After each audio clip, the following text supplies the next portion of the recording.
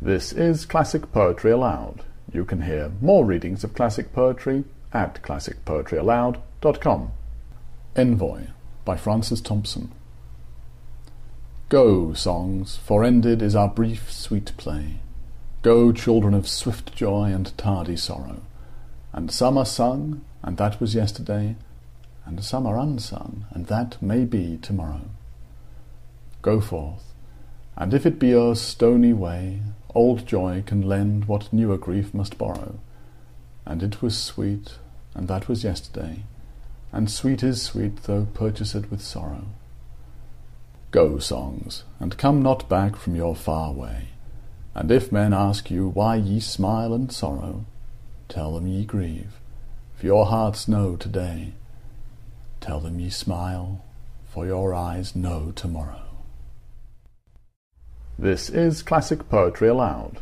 You can hear more readings of classic poetry at classicpoetryaloud.com. To Daffodils by Robert Herrick. Fair daffodils, we weep to see you haste away so soon. As yet the early rising sun has not attained his noon. Stay, stay until the hasting day has run but to the evensong, and, having prayed together, we will go with you along. We have short time to stay, as you, we have as short a spring, as quick a growth to meet decay, as you, or anything.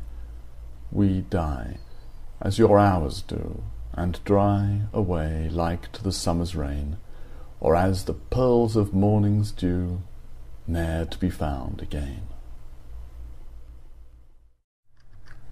This is Classic Poetry Aloud. This is Sonnet 116 by William Shakespeare. Let me not to the marriage of true minds admit impediments. Love is not love which alters when it alteration finds, or bends with the remover to remove. Oh no, it is an ever fixed mark that looks on tempests and is never shaken. It is the star to every wandering bark, whose worth's unknown, although his height be taken. Love's not time's fool, though rosy lips and cheeks within his bending sickle's compass come.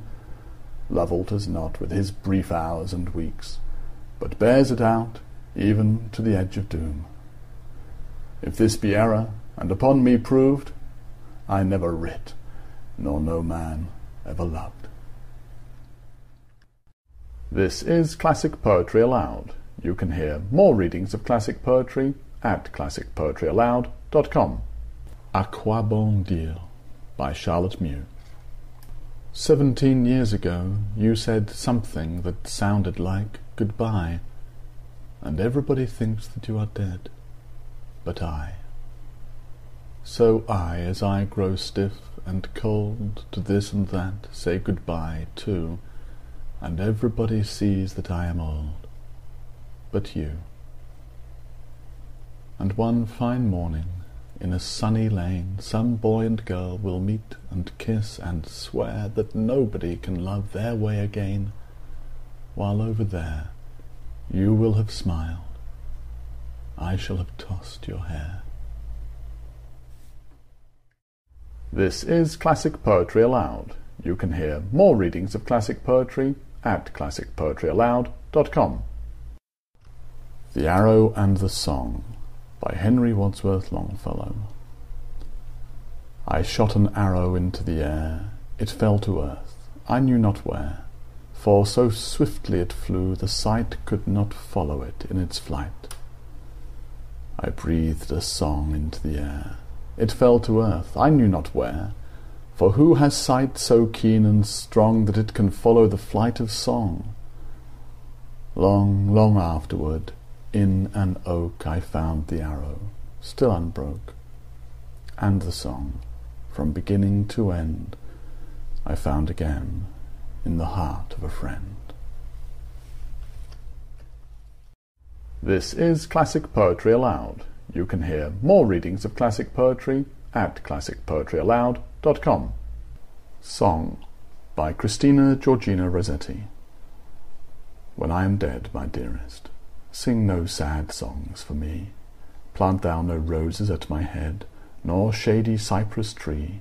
Be the green grass above me with showers and dewdrops wet, and if thou wilt, remember, and if thou wilt, forget. I shall not see the shadows, I shall not feel the rain, I shall not hear the nightingale sing on, as if in pain, and dreaming through the twilight that doth not rise nor set, haply I may remember, and haply may forget. This is Classic Poetry Aloud. You can hear more readings of classic poetry at classicpoetryaloud.com.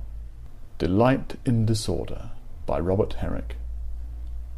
A sweet disorder in the dress kindles in clothes a wantonness, a lawn around the shoulders thrown into a fine distraction, an erring lace which here and there enthralls the crimson stomacher, a cuff neglectful, and thereby ribbons to flow confusedly, a winning wave deserving note in the tempestuous petticoat, a careless shoestring in whose tie I see a wild civility do more bewitch me than when art is too precise in every part.